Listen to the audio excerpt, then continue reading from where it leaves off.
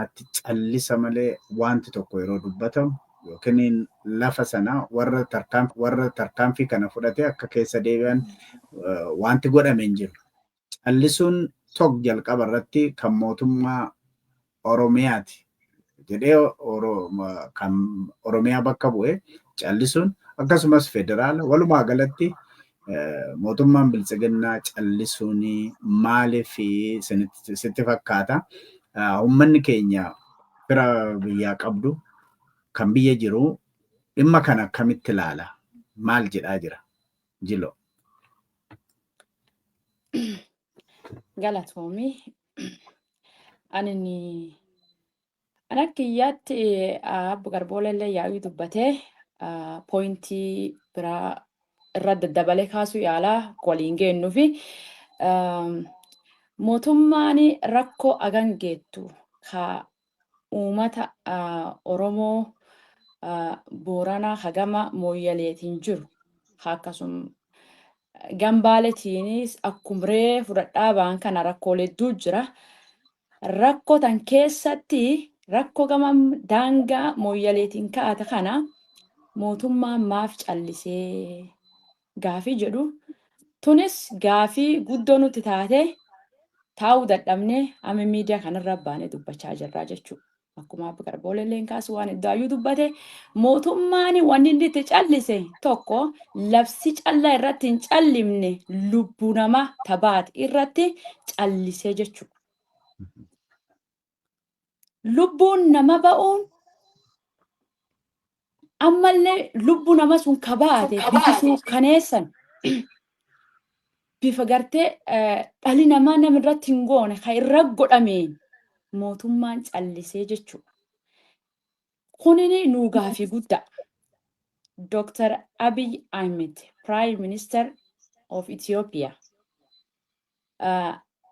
Shimallis Abdiisa, Prime Presidenti mootummaa naannoo Oromiyaa kan ta'e. Argaafii kana isanirra eegannaa jechuudha. Wanti isaan callisiisu what is the behind wanni jechuun hidden ideyaan as dudduub jirmaanii yoo jenne tokko uummati naannoo Soomalii kunini Barkaanii waan bantanii cufaa kan baname cufaa.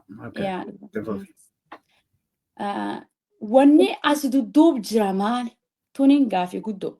Booranni waan jedhu firfa keessee dhadhaa wayaa balleessaa jedhan. Dhadhaa hin dibatasi midhaasaa jedhani calleessi kan dudduub wayii jiraa jenne nuyi. Maan jennaani warri mootummaa naannoo Soomalii kunin gabbaanii ibsibsatani. Ibsibsacha callaaniti Mooyyal keessatti kanami cufti beeku kun raga guddaa waan soban dubbannu waan itti daranii niti waan yookaan namirra dhagaanii niti yookaan waan gartee itti daddabarree ispaayis iddoo yookaan sokkaari itti darree mi'eessinee jennuu niti kun waan dhuga jira Mooyyal keessatti hiriiri hin baamni dhowwani garuu isaanii fi ajjabanii mootummaan deeggarame hiriir ba'aa turanii jechuudha. Kun raga jiru. Video qabatamaan kan jiru garuu uummati kennini achi keessa jiru sabaaf sablammiin by the way Mooyyale jechuun Itoophiyaa sabaaf sablammii jechuun cufti kan kee jiraatu jechuudha. If there is more than 85 ethnic groups who are living in Ethiopia, they are living in Mooyyale because it is the international gate jechuudha. Keessa jiru kan kee jiraatu jechuudha. Tanaaf uummata ganga kee jiru lafi biraa iddoo irratti hiriiriin baame Mooyyale garuu irratti hiriiri hin dhowwame. Isaan garuu lafti nuu kennamtee jedhanii caffaraa baanii jechuudha. Kamirgaa bitaanii mootummaan gartee deeggarsi godhee fi akka yookaan dhahaan tokko irratti hin darbatu. By the way, ani Mooyyale barachaa ture. warri waan nuun jechaa baane warri gara garrii kaasoo maliin achi kee jirtu naannoo shanii achi kee jiraatan maan jechaa baani nu dhaha ijoollee boorana dheennaa malee mootummaa hin dheennuu jedhan ragaa nuu kennanii jechuudha. Ragaan sun kam arra ragaa suni by the way I think hojjaa wallaalu baadhe lafti mooyyalee akka magaala gartee gudditti Oromiyaatti ol guddimnee jedhanii labsi kanaan dura baasanii turan.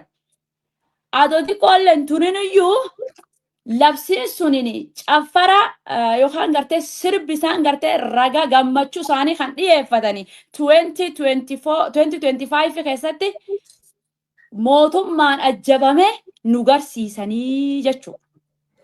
Callees mootummaan maaf callisee yoo jennu mootummaan hin callimne humni waraanaa mootummaa kana isaan deeggaraa bahe ajjabaa bahe wanti mootummaan naannoo Oromiyaa qubiin qabne akkamiin baate kam isaan bulchuu jiran for example Somali regioniin akka tokkotti mootummaan bultii jechuudha. Oromiyaa regioniin mootummum kanaan bultii jechuudha. Mootummum kanaan kabuluu jiru kunin akkamiin isaan evidence kan argatanii confidence agan geette kan argatanii ba'anii aanaalee kudhanii afuri yaayyuu nu jala galchanii mooyyalee yaa magaala keenya guddoo taate bulchiisa regional Somalia regional state jal nu galtee jedhanii administration warra jala galtee akkamiin isaan labsachuu danda'an kun wayi jal jira wanti jal jira sun mootummaa callisiiftee jirtii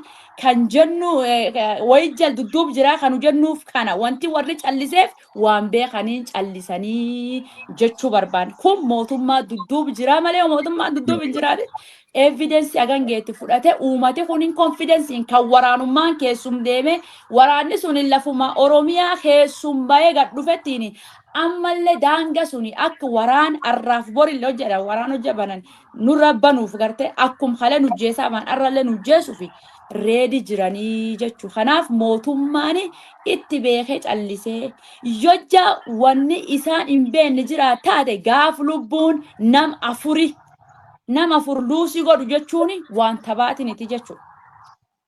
Lubbu nama afuriitti baay'ee booranna gammaallee iyyachuu jira iyyannoo suniifi justice for our kids. Ijoollee teenna ta'uu baatee fi justice hin arganne marroo lafteen. Jaatanii gara keettan dhufa. Egaa mootummaan naannoo Oromiyaas haa ta'u mootummaan federaalaa calliseeti jira. Yeroo jarri kun callisanitti immoo mootummaa Oromoo ta'an gorra jira yeroo jedhamu. Ilmaan abbaa gadaati yeroo jedhamu lafti gadaan silaa hafteen isee haftee yeroo ammaa kana deebi'ee babal'atutu fudhatamaatu jira. Gama kanaan mootummaan ijoollee abbaa gadaa himatu kun yeroo callisu akkamitti ilaaltu amma danda'ametti guyyoo bilbila keessee xanuu godhi tuttuqanii please gama biraatiin warra mootummaa duwwaa miti hayyoonni Oromoo uummanni Oromoo dhaabbileen siyaasaa Oromoo kan ibsa baasan jiru nan arga isaanoo amma barbaadamu Booranaaf saamicha lafa Oromootiif iyyanii kanarratti maal jetta jaatanii dhiifama yeroo baay'ee maqaa abbaatiin liiban jedhee waama jaatanii liiban. Horii bulee godhe jenne wanni asirratti daaru wanni daraan guddoo ammoo yeroollee waliin deemuu fi wa tokko dabii daangaa hajiru kunini dabii bifa bari laakumbeetta fooyyaa dhufuuni bifti namitti nam dabsuulleeni jijjiirama dhufti. Ganni 27 yaadeg labsuun dhiittee abbaa feete kennitee abbaa feete mataa gaccabsite waraana magaal mooyyalee keessa deemu mata daangaa kana deemu yoo cufaa wal dhabbii marraaf bisaanii jedhanii takkaayyuu wal dhabbii marra bisaanii hin taane wal dhabbii marra bisaanii qawwee walinaatu ijoollee faa wallaana malee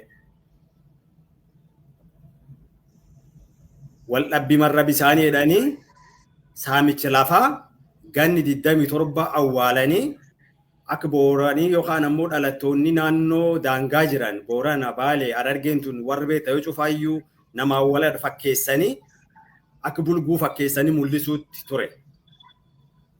Gara dhuma bara 2018 irratti akka wanni kun inni marraa fi bisaan hin ta'in waan haalli miidiyaaleen haalli addunyaa bifa adda addaatiin namni walaasa'ee wal mari'atee akka wanni sun marraa fi bisaan hin ta'in akka wanni sun saamicha lafaa saamicha daangaa taate eegi beekameen dudduubatti Oromoolleen fula jirtu tafagoo jirtullee waan kana hubachuu dandeette jechuudha. Yookaan ammoo namuma taanee dhibamu qofaatti rakkoo isii argaa ture. Barsuniitti calleessan deeggaranii uummata buqqisaa ture. Bara kanam wanni arguu jirru khabar dabrirraa bara Ihaadeegirraa addaa mootummaan naannoo Sumaalee officially beekamtiin labsii labsuun bifa addaati tuni. Duri waraanaan deeggaranii gargaaranii bifa adda addaatiin uummata buqqisaa dhiibaa turanii jechuudha. Hin garreefa hin dhageenyefa. Ammoo mootummaan naannoo federaal jalaa bulu. Caffeen isaa jechuudha akkuma caffee Oromiyaadhaan kan taayiti warri labsu. Mootummaan qubin qabu mootummaan hin dhageenyeeni soba. Kijjiba. Kijjibaadii guyyaa guddaa jechuudha. Yoo sila waraanni akkanumaa buqqa'eetiin deeme uummatummaatti achi wayakkee jechuun danda'an. Ayya uummatii wayakkee warra namijjeesse. Maaf hagamman dhiyeessin tokko.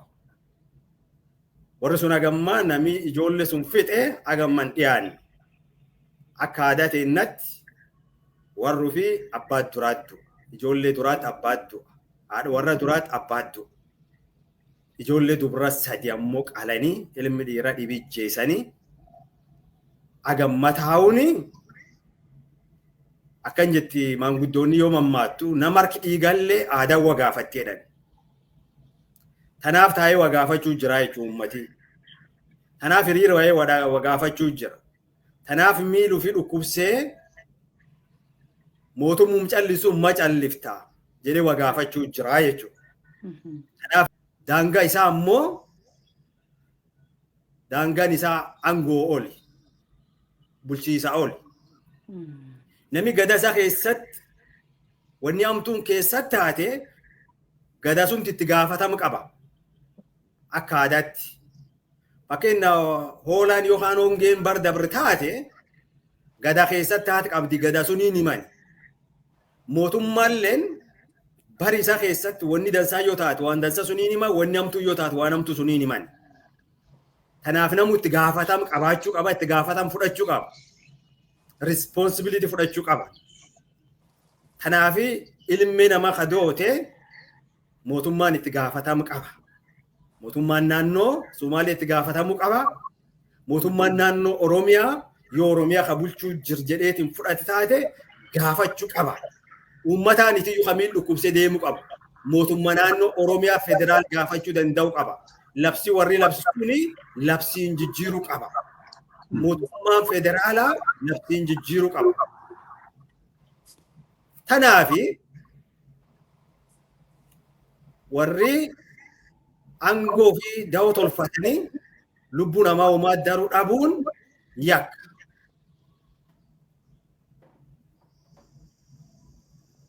Tan cufaafu waan mukduuf deemaniiniti waan naannoon federaal jalaa bultuuf. Federaalii yoo qubin qabne akka qubin qabne akka warri miidiyaa labsisuun an qubin qabu hojii warri hojjete hojii badii jedhee itti gaafatamummaa dhiyeessu. Kanaafuu yakki kan cufaafiyyuu mootummaan kabar wayyaanee bulchaa turelleen itti gaafatam qaba. Kaan marka qabulleen yooyyuu gadaannis sun hin fayyisin itti gaafatam qabu waan nam ta'u jiruuf lubbuu nama tabaatuuf tabaa'uuf deemtullee itti gaafatam qabaa jechuudha. Mooyyaleef maan firiiriin bayinii akka dansaa deebistee jirtu. Jiloon Oromiyaa fila maaf hin bahin Baaleet Naaksaniit Hararge maaf hin bahin mooyyalman tokko waraan duraa buusaniit namni ba'uu dadhabe. Yoo isin namaa ta'e warraa hin golan malee yoo ummatii isin namaa ta'e ummatii ofirra hadhee waraanachi jiruun namadha jechuudha. Waraan hambi mooyyal keessa jira. Meetora basebaattiin kiiloomeetiri 60 mooyyalirra fagaatti. Hambi waraana guddaan tabar dargiitu jirtu jechuudha. Eegisullee jirtu. Eegisuun ammoo bara Ihaadeegii barda wayyaanee mooyyal magaala keessa caamuqitti hambi guddaa jira. Hambiin tunin yoo ummatii Booranaa yoo Oromoon gam kana doodu reef ilaalanii bir dabranii reef ijoollee sunii waraanii dhufee ilaalee agammaa warra sunii murtiitiin dhiyeessin hin qabamneeyyuu. Kanaafi waraananii ba'uu dhoowwanii jechuudha. Waraanaan ba'uu dhoowwanii. Kanaafi wanni mootummaan qubi hin qabne hin taatu jennuufi tana yoo qubi qabaachuu baatan baanii amormaniiti. Yommuu uummata kan bulchuu jirra ka jedhan taate baanii amormaniiti. Yookaan ammoo uummati warri aangoo fi eegatu uummati ammoo lafuufiin eegata. Aadaa wanam gaafataaf gaafachuu jira. Galatoon affatoo gara keettan dhufa gaafidhuma wal fakkaatu rakkinni kun uummanni bahee iyyataa jira kan gochuu ni danda'u karaa nagaatiin kana garuu warra biyya bulchina jedhan immoo callisa filataniiru walgahii biltsiginnaadhaan bulti biyyi suni paartii biltsiginnaa jedhamu isaan walgahii godhatanii ibsa kan biraa waan aangoo isaanii cimsa aangoo keenya cimaadha kan jedhuu fi aangoo isaaniitti waan dhufu qolachuu kana kan isaan ibsa baasan malee waa'ee Oromootiif Oromiyaa waa'ee daangaa Oromiyaa yeroo baasanii hin argitu. Lafa abbaa haftee gadaati jennee hangafa Oromooti lafa gadaati lafti jedhamu maqaan nuti ijoollee abbaa gadaati jedhu lafti sun yeroo weeraramu hin dubbanne. Kana duraa abbootii gadaa karrayyuu kan isaaniif jilbeenfachuu didan jilbeenfachiisanii ajjeesan. So callisni kun callisaniiru wanti callisan beekamaadha kuni. Booran amma maarsee kana maddiittis hayyoonni Oromoo dhaabbileen siyaasaa Oromoo hawaasni Oromoo waliigalatti amma barbaadamu sagalee sarbaminsa daangaa Oromiyaatiif godhaa jira. Gama Booranaatiin maaltu sunitti dhaga'ama? Galatoomii daje waan garii warri na dura dubbate tuttuqee jira irrum deddeebina. Amma mootummaa federaala tanaan jalqabnaa mootummaan federaalaa biyyi sun warri bulchuu jiru paartii biltsiginnaati akkuma tiyyachaa jirtana paartii biltsiginnaa ta maqaa federaalaa jettu tana paartiin tun ammoo naannolee hundaa warra bulcha. Naannoo Soomaliillee warra bulcha, naannoo Oromiyaallee warra bulcha. Wanni naannoon tokko hojjetu ka mootummaan federaalaa qubi hin qabne waan taateen se'u hin taatullee yoo ammoo ufii harka keessaa qabaatanii waan ufii hojjetan suni takkumaayyuu waan mootummaan Itoophiyaa barbaraan dhufa dabraan mootummaa Itoophiyaa gaafii uummataa waan yakke haga lubbuun nama miliyoona agasii irratti wareegamtutti fakkeenyaaf akka waan gaafa master pilaanii wayyaaneen keetti kan yaadata. Hiriirri nagaa bahee caqasuu didanii lubbuun nama gamii irratti wareegamte wareegama meeqaanii master pilaaniin sun kaafame jechuudha. Arrallee mootummaan biltsiginnaa waan inni callisuu fi waan inni hojjete. Akkuma kaleessaati warri hojjete waan harka keessaa qabaa kun gaafii hin qabu. Nama eenyullee gaafii hin qabu. Waan harki keessaa qabu sun ammoo mirkaneessuu fi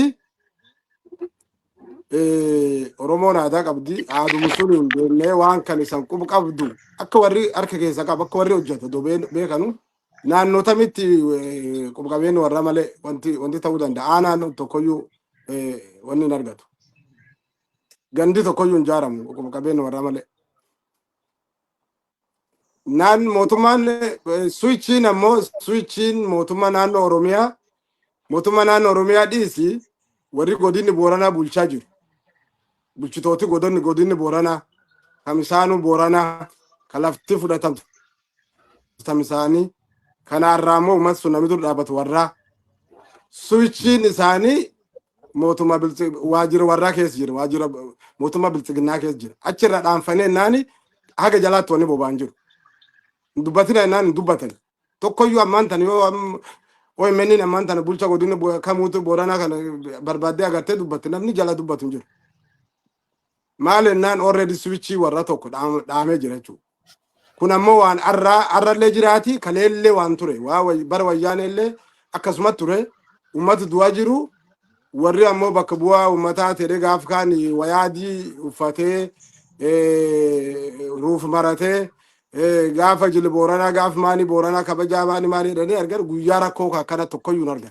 Gaaf bona dheengadda adoo warri sun akkasumas ciisuu dhossanii ijoollee xixiqqoo barattootaatti ka'eetiin miidiyaa irra ka'ee uummati kun du'aa jira wal jaaree iyyan sun gula dubbii nama dhagaan malee warri gadi ba'ee dubbatan jiru. Rakkoon uummata mootummaan ka'ee dubbatee jiru jiru. Kanaaf arrallee sunuma. Lammi sunurraan ammoo wanti nu mirkaneessu TV'n Oromiyaa TV'n Itoophiyaa dabarsitee jiru. TV'n Itoophiyaa akka mootummaan naannoon Soomalii dabarsitu sun TV'n Itoophiyaa illee dabarsitee jiru. TV'n Itoophiyaa ta'eennu ta Soomaliiti. Kanaaf already karaa TV isaaniitiin warri illee dabarsee jira jechuudha gabaabaatti warri illee announce godhee jira karaa TV warraatiin afaan Amaaraatiin dabarsitee jiru. Sanirraan ammoo gaafii gariitti jira jalaan wanti dhagahamu. Naannoo kamuyyuu warra bulcha naannoo Soomaliillee warra bulcha naannoo Oromiyaallee warra bulcha haga barbaade achi citteefu garaan citteefu dantarraan qabne jechuudha. Bilchiginnaan naannoo kamuu isii bulcha waan ta'eef. Kunini yoo barbaachisaa taate ummati gaafatee armaan gaafatee deebii dhabu wanni gisee cufu gara waraanaan nama geessa kan jechuudha gabaabaatti. Waraanuma kamuyyuu wanni itti nama geessa kan.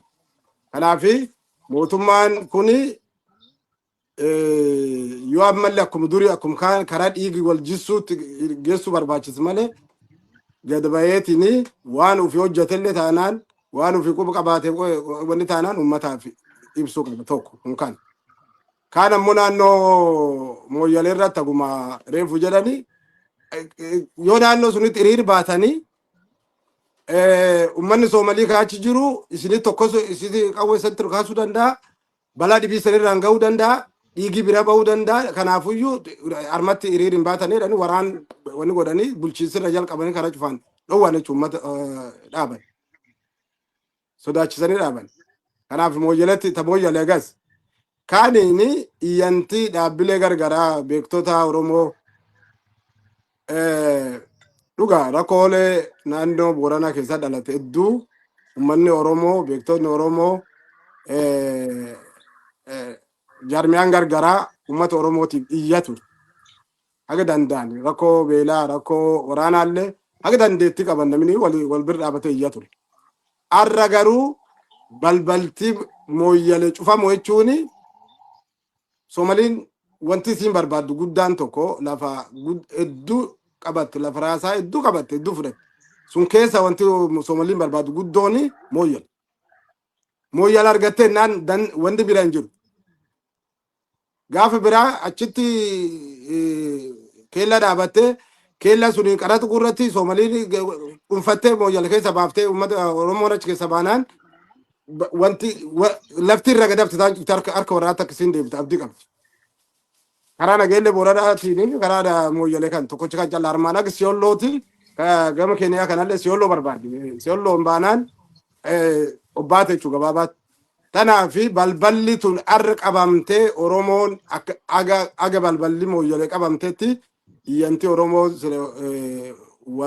walitti birmannaan Oromoo gaamiti jechuudha gabaabaatti. Akkan arguutti gaamiti.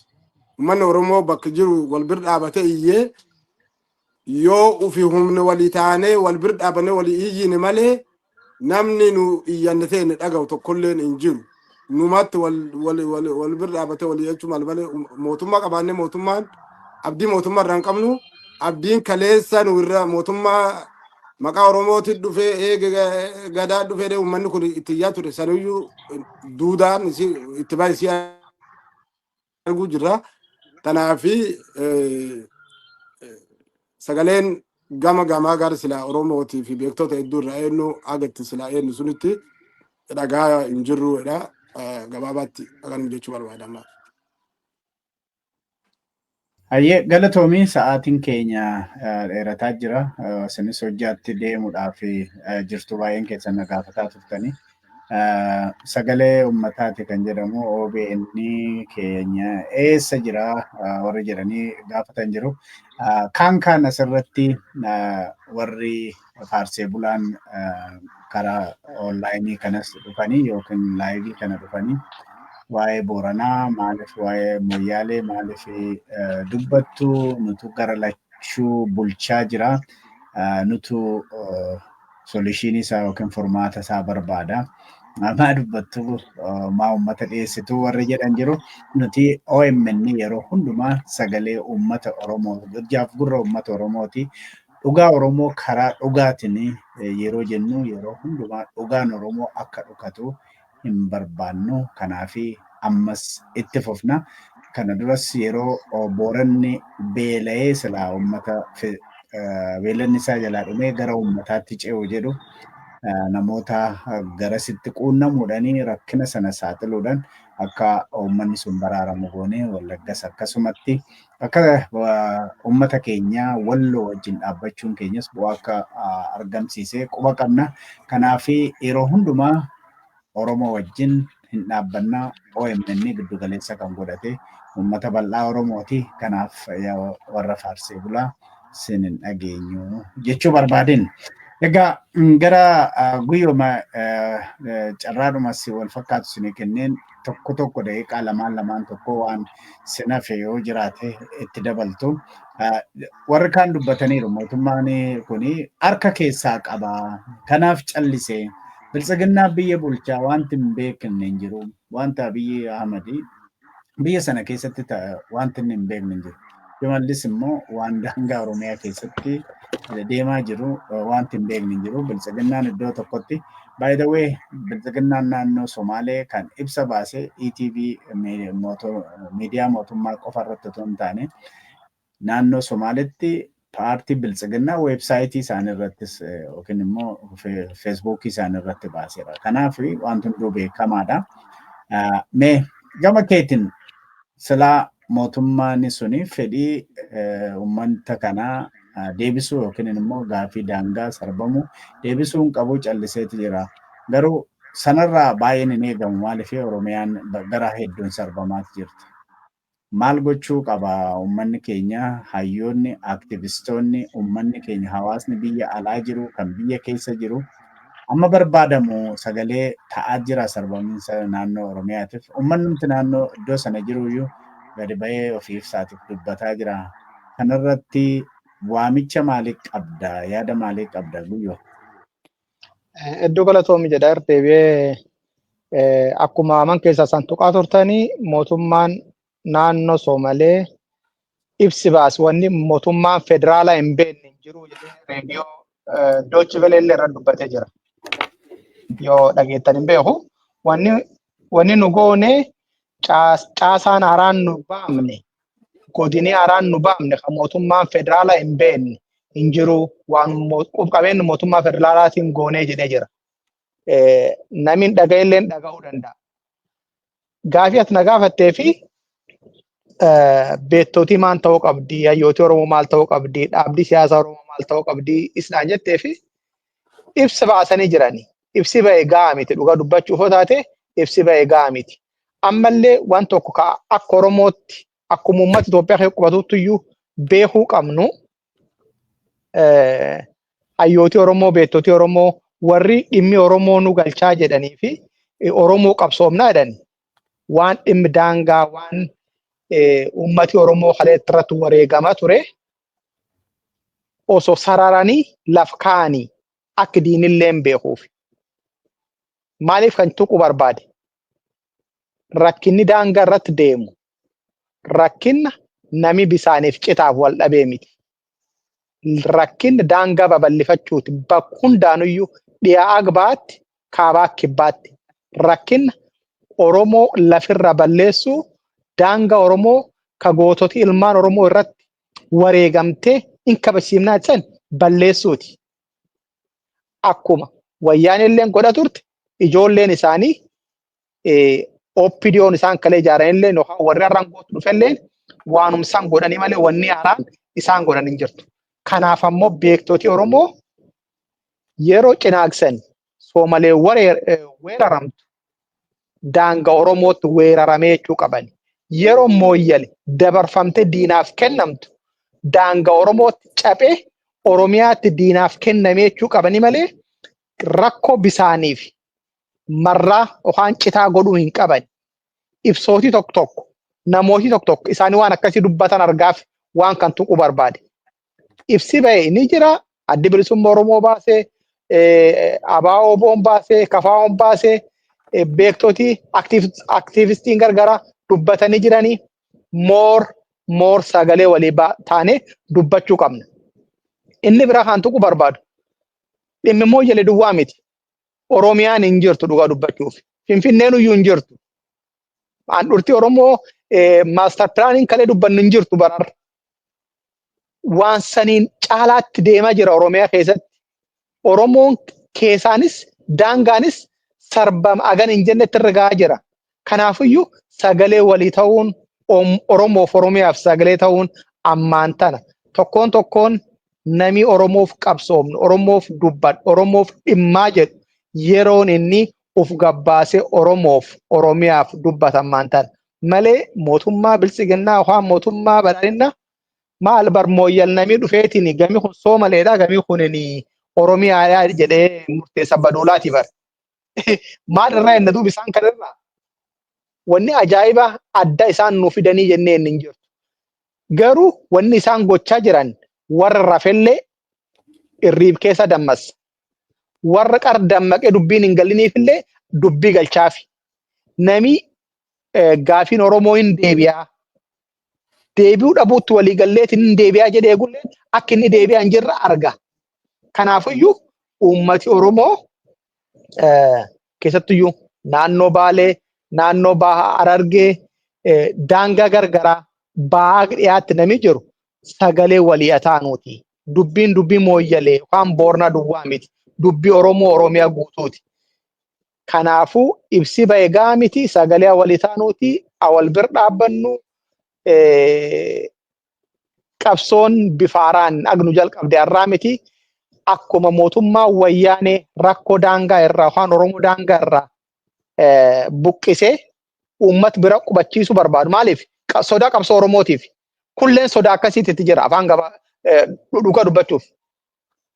Daangaan Oromoo yoo kabajamu, Oromiyaan yoo kabajamte wanni daangaa kan irra na dhufa, na buqqisaa, rakkoo na fidaa jedhee waan sodaatuuf har'allee kan godhaa jira. Nagaa uummati kun tasgabbaa'ee nagaan buluutti waan hin amanneef. Agartee tasgabbiitti waan hin amanneef. Jeequmsa uummata keessaa bu'aa argadhaa jedhee waan amanuuf kan godhaa jira. Kanaafiyyuu jabaannee wal qabannee sagalee walii taanee tokkummaadhaanii uummata keenyaaf sagalee taanu jechuu barbaada. Galatooma. Galatoomii Guyyoo amma fixuutti jirra. Daqiiqaa lama kan hin caalle yoo guddate jechuudha. Daqiiqaa sanaa gaditti sinuu fixuu dandeessu. Tokko yoo gurra qabaatanii Profeesar Mararaan hin argu malee gurra hin qabanii warra biyya bulchan kuni jedhu yeroo baay'eedha. Yoo gurra isaanii banatanii sin dhaga'u ta'e yookiin uummata keessan uummata dhaga'u ta'e maal ergaan mootummaa kanatti dabarfattan yoo jiraate. Inni guddaan immoo uummata Oromoo kan biyya alaasa jiru, kan biyya keessa jiru. aktivistoota dhaabbilee siyaasaa Oromoo, hayyoota Oromoo maal ergaa maalitti itti dabarfattu? Kanaan goolabna. Uummata keenya immoo hiriirarra jiru, kan falmaarra jiru achumaan waan jettanii yoo jiraate Gabrool irraa jalqabeen achumaan itti fuftu in dheeressinaa daqiiqaa 2 wanti nu hafellee jettan yoo jiraate achum keessatti include godhaa galatoomaa. Ulfaadho obbo Dejjane. Artistoota fi warri gartee siyaasa geggeessu ka Oromooti wanni nu jechuun barbaannu. Lafti yoo jiraatti namni siyaasa irratti hojjeta. Lafti yoo jiraatti namni lafirra jiraata. Siyaasan isan goota yoo siyaasa lafa taate, siyaasa lafee taate, ulaan itti rafan hin jirtu, ulaan itti boqotan hin jirtu. Yeroo namni ka'ee gurru quba keeyyateetiin iyyuu gaaf daangaan Oromoo sarbamee balbalti Oromoon qabdu hidhamte guyyaan namni ka'eetiin arrifachuu mal guyyaa sun. Kanaafuu hin tataa'inaa hin callisinaa waan dandeettan darbadhaa jennaan war siyaasatiif artistoota Oromoon qabdu. Kun dhaamsu warraati. Mootummaa naannoo Oromiyaatiif federaalaati ammoo wanni nu dhaamnu, wanni nu jechuu barbaannu. Naannoon Boorana tunin naannoo harri sila ixaante warra kanatti gartee badhaadhinni jechuun sun afaan gartee warri Booran irra kophate. Boorani yoo nagaa wal fuudh bultiin nagaa nageenni badhaadha waliin jedha achirra kophatan. Sila nam tokko gartee ka warra kophatani. Arra lafisa kophanii nam biraati kennuuni sila waan barbaachisaatiiniti. Oromoon mammaattee waan jettu. Nam galati hin beekne harree bira gooma. Nam gosi hin beekne re'ee bira gooma. Nam haaloo hin beekne illee saree bira gooma jedhan. Yoo galata Booranii arnu bir dhaabatee jedhaniitiin Booranii gaaf warri kun barcumaa dhufeetiin jedhu wanni inni hin ta'in hin jirtu. Yoo galata ka qabaatan taate warri galati beeku taate laf Boorana dabarsitanii kenninaa laf Boorana daanga Boorana balbal Oromoon qabdi tamoo yalee ni dhinaa jedhanii jenneetiin itti dhaamanna. Daangaan Oromiyaa isaan Oromoo jettanii bakka maqaan nu rakkanneen tokko maqaa Oromoo jedhu kana. Maqaan nu rakkanneen kan addunyaa biratti gartee wanni Oromoon dubbattu fudhatamu dhabdeen tokko maqaa Oromoo jedhan kana. Otoo Oromoo taate daangaan Oromoo guyya warri kursii dhufeetiin jedhe daangaan Oromoo fulaat deeba daangaa Oromoo hin cacallisina daangaa Oromoo bakka deebisa jedhaan yoo isaan Oromoo taateetiin warra Oromoo dhukkubu taate warrallee wanni itti dhaaman nagannu.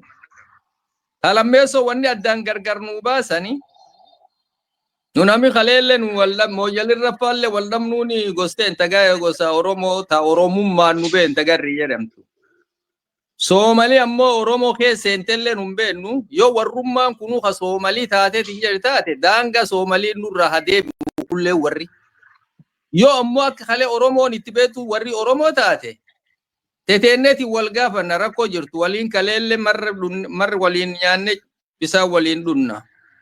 Yoo ammoo warri ka Soomali taate daangaan Soomalii armin jiru warrilleen daangaa Soomalii nurra hadeebi'uutinoo Soomalii warri qubi hin qabnu nu akka garrii warrallee qubi qabna. Tullee nagana. Talammeessoo gaggabaabsa waan jetteefi. Nu nama hedduutti nami hedduun beektotii hedduun hayyootii hedduun jannootii hedduun daangaa irra nurra dhumate. Ammas taanaani du'a sodaannu wanni du'eedhaan kan sodaannu hin jirtu. Sagaleen kee hin fagaate maaliif akka ta'e hin beeku amma tas deebitutti rakkina kana bilbiluu jira. Hayyee deebiteerta rakkina kana kan uumaa jiru mootummaa naannoo Somaaleeti.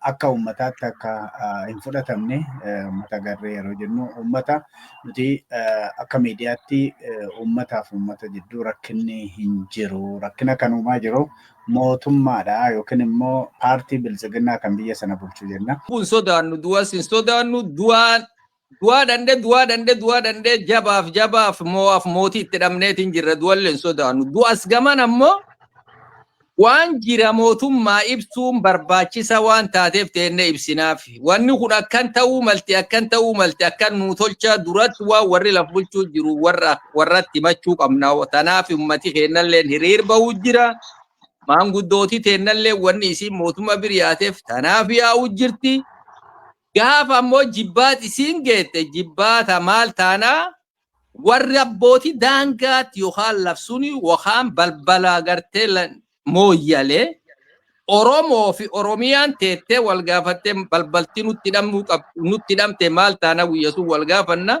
kan akeekkachiisi kana himanni kennallee kana warri hiriir bahuu jiruun ammoo jajjabaadha isan duubi jirra waan barbaachufaan isan dudduubi jirra rakkoon jiraannan nutti madda waliin jirra ulfaadha galatooma daangaa keessan eegadha kanallee warra kanallee kanaan jenna Oromoon guutuun ammoo wanni Oromoo guutuu wannaamu nama duri waraabessi kophee faanan nyaateenna waraabessa kophee faanan na nyaachuu jiran dubbatinaa jedhan